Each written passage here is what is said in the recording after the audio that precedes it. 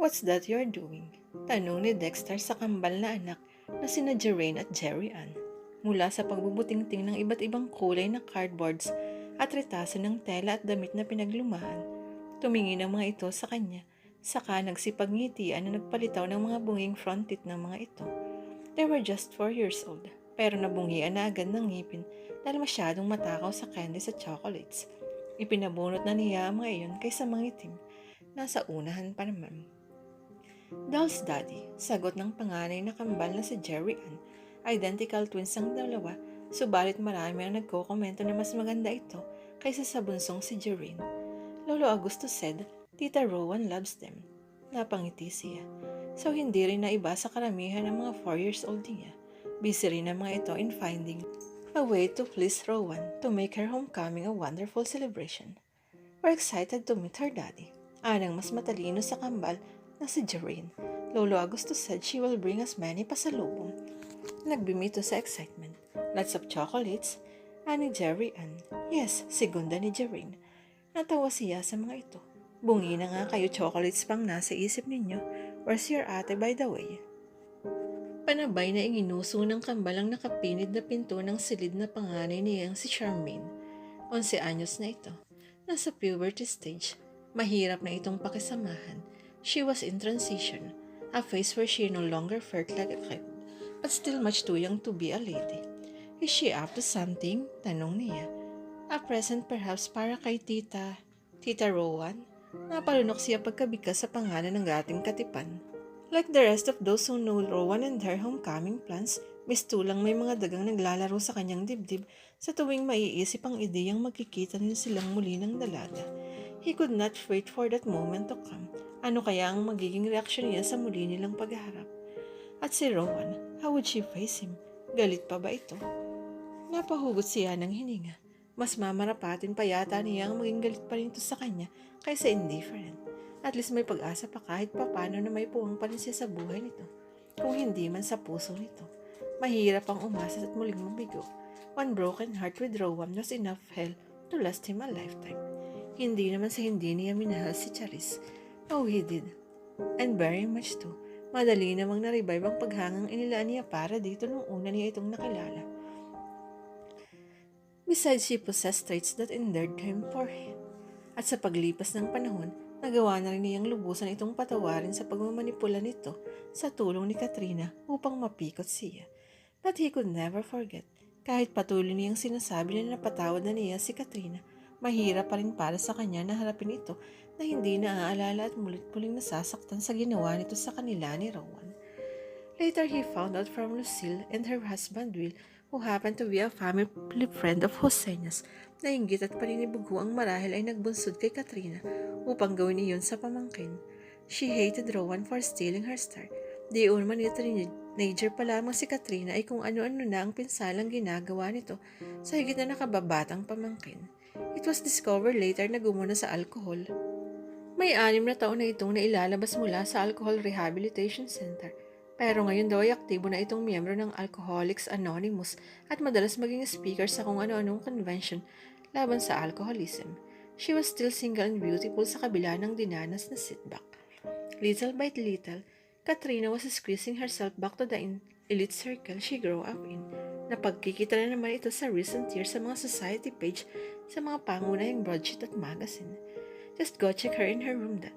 Parang napipikang sagot ni Jeraine pagkatapos ay walang anumang binalikan nito ang pagugupit ng papel at tela habang ang kakambal nito ay nakakabit ng lumang butones sa pamagitan ng Elmer's glue, creating an artistic pattern on the clothes of the paper doll. Napangiti na lamang siya sa mga anak, saka pinuntahan ang silid na panganay. Charmaine, idinungo niya sa siwang ng pinto ang ulo. Can't you at least knock? Pangil nitong sita. Nakamedyas ito ng makapal, nakataas ang mga paa sa kama at nakabonet. She was wearing a headset and sweater. Mistula itong mag-ice skating sa attire nito. Napahinga siya ng malalim. Next time I won't forget. Anyway, why are you dressed like that? Because it's cold in here. Pairap na sagot nito sa binalikan ng binabasang litbro. Hindi naman ito mapagalitan. Alam niyang higit kanino man maliban sa kanya, ito ang labis na apektado sa pagkamatay ni Charis. They were very close, the best of friends. Madalas ngang sabihin ng mga ito noon. Charmaine was a precocious child. Sa edad nito, daig pa nito ang isang 17-year-old kung mag-isip, magsalita at umasta. And she was growing up so fast he felt a bit left behind. Minsan naiisip niya ang tamang mga magulang niya. He needed a new wife, a new mother for his daughters. Natural na iisip din naman niya yun, tao lang siya. But, napabuntong hininga siya. Wala siyang mapisil na ipapalit sa binakanting pwesto ni Charis sa bahay na iyon, sa buhay nilang mag-ama, at lalong-lalong na marahil sa puso niya. He only loved two women in his entire life. Charis, the mother of her children, and Rowan, her first love. Ibig niyang matawa sa suhestyon ng kanyang utak. May pangalan na iyong ibinubulong, and it was funny. Hindi lang funny, kundi imposible. Lumapit siya sa air conditioner sa silid ng anak at pinihit ang controls. I wish you'd learn how to use this. Naiiling na wika na lang niya. Siya nga pala, siguro ay na-inform ka na ng lulo o gusto mo about Rowan. Your tita Rowan homecoming. Please prepare something for her. Hindi man lang ito natinag mula sa pagbabasa. Isn't that satanic? Sabi niya ng sulyapan ang titulo ng binabasa nito. Saka pa lang ito nag-react.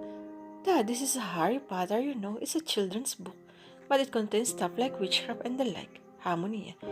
I read in the newspaper that Harry Potter series. You read too many newspaper. Why don't you try the satanic book for once? Iniitsa nito sa kanyang isang paperback na nasa ibabaw ng side table. That's book 1. You may want to borrow the next book once you're taught. You're welcome to borrow my books, all of them. Bakit ba ganito ang mga ugali ng kabataan ngayon? Pinigil niyang mapabuntong hininga at pinulot na lamang ang libro, saka lumabas ng silid.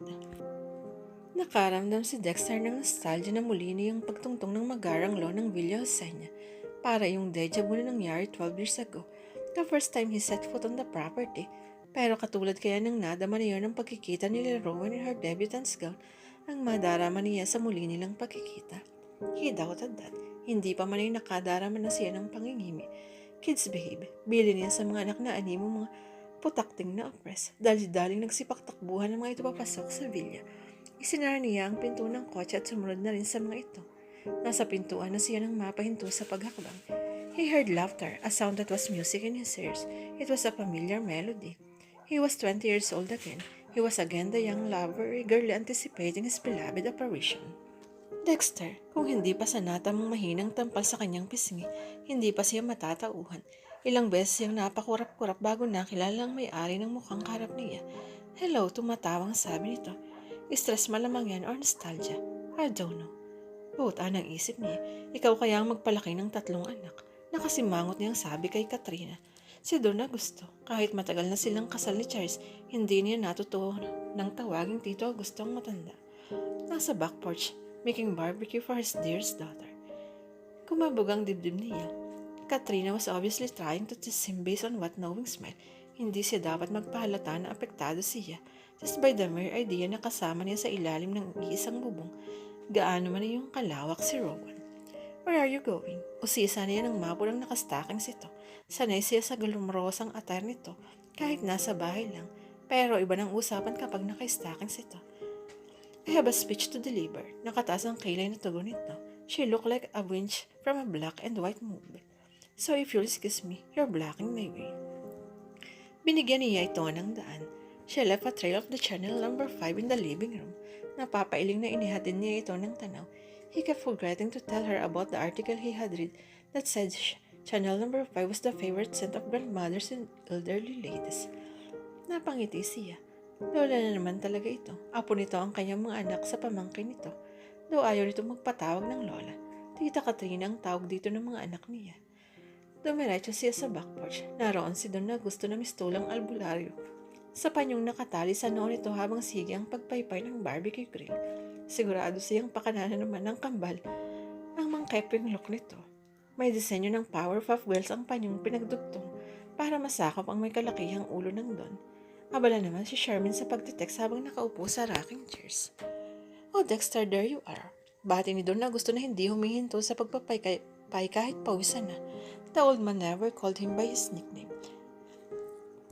Gusto na niyang magtanong kung nasan si Rowan pero nahihiya naman siya. Pero mukhang nabasa ni Don na gusto ang laman ng isip niya. Ito na mismo ang nag-voluntary ng impormasyon. She's still sound asleep. Halos lunchtime na yan ang dumating kanina. She arrived in Manila at 2 in the morning. Kaunting pahinga lang sa hotel at pumarito na siya. Did you hear that, girls? Baling niya sa mga anak, particular sa kambal. Pagod na patagod ang tita Rowan, hindi siya pwedeng gisingin. Kanina pa kasi niya nauulinigan ng kambal na nagtutulak ang kung sino ang gigising sa balikbayang tiyahin. Panabay na sumimangot ang mga ito. Knowing Rowan, bukas na iyon ng tanghali magigising. Iiling-iling na sabi ni Don Augusto. Ngayon lang yan bumabawi ng tulog after having been on the fast lane for more than a decade. Kaya hinahayaan ko na. Anyway, now we have all the time in the world to enjoy her precious company. Natuwa na rin siya sa tinura ito. Nakakahawa ang kaligayahan nito. His eyes were sparkling as he spoke of his beloved daughter. Napatingin tuloy siya sa tatlong anak. Then he had to smile. He knew how Don Augusto felt. He was a father himself. Kinabukasan na ng umaga nagising si Rowan. Nang una siyang magmulat ng mga mata, nagtaka pa siya kung nasaan siya. It took a few more blinks before she realized where she was. She was home. She had to smile as she saluted the fresh rural air. When was the last time she breathed so as? 12 years ago perhaps. At nagtaka siya sa kanyang sarili. Paano niya natiis na mawalay sa lugar na iyon na kinalakhan niya sa loob ng napakahabang panahon? Pero hindi na bali. May pagkakataon pa naman siyang bumabi.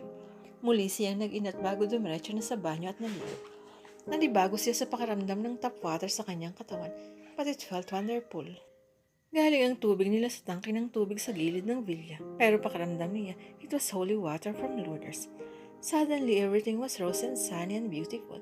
She even managed to sing under the shower, something she rarely did in America, where everyone was in perpetual hurry. Nagbase siya ng kulay kremang cotton dress na peasant style. Isang manipis na fluffy slippers ang sa piniya sa paa. Nagwisik siya ng pabago bago tuloy ang lumabas ng silid. Dumiretso si Ron sa kusina para mag-almusal. Nadatnan niya Ron ang mayordomang si Aling Purissima na abala sa paghahanda ng iluluto. Nagtatakang sinipat niya ang oras sa suot na relo. Nagulat pa siya nang makitang 10:30 na. Breakfast was long over. Brunch time na. Hi, good morning. Tuwang-tuwang bati nito sa kanya. Kain ka na. Ilang minutes ang ipinagpaliban mo dahil sa tulog. Napangiti siya. Pasensya na ho kayo, Aling Purim. Mahirap ho itong may jetlag saka hindi pa adjusted sa oras dito sa Pilipinas ang katawan ko. Gusto mo bang uminom ng biogesic? Baka masakit ang ulo mo.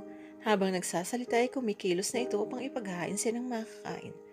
Natuwa siya rito. Sa kabila ng 12 taong absence niya sa villa, hindi pa nito nakakalimutan ng tungkol sa pananakit ng ulo niya kapag nasosobrahan siya ng tulog. Ano ho bang makakain?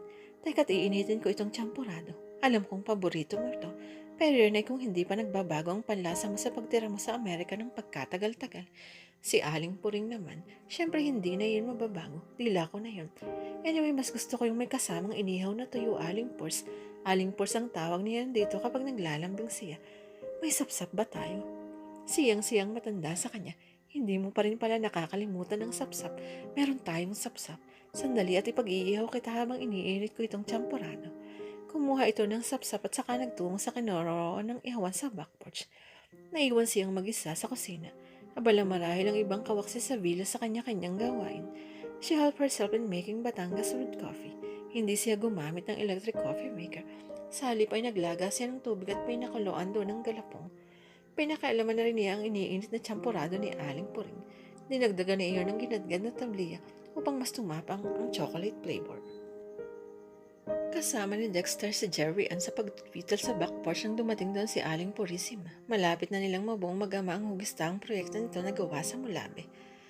Ang Whitley nga isa sa mga habis niya kapag hindi siya abala sa proyekto ng sarili niyang construction company, ang De Castro Builders. Mabilis na umasenso ang naturang kumpanya at lalo pang umasenso ng maging kasosyo niya ang kasinunod ng si William Yuso na isang mahusay na negosyante. Pag-aari nito ang maunlad na kumpanyang magagawa ng semiconductors ng Sunreef Devices Technology.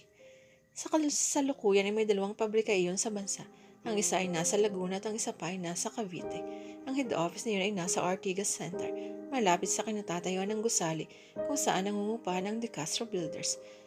Plano nila ni Will na ilipat na lamang malapit sa opisina ng Sunreef ang De Castro Builders sa kaparehong palapag ng tower na kinaroroonan ng Sunreef.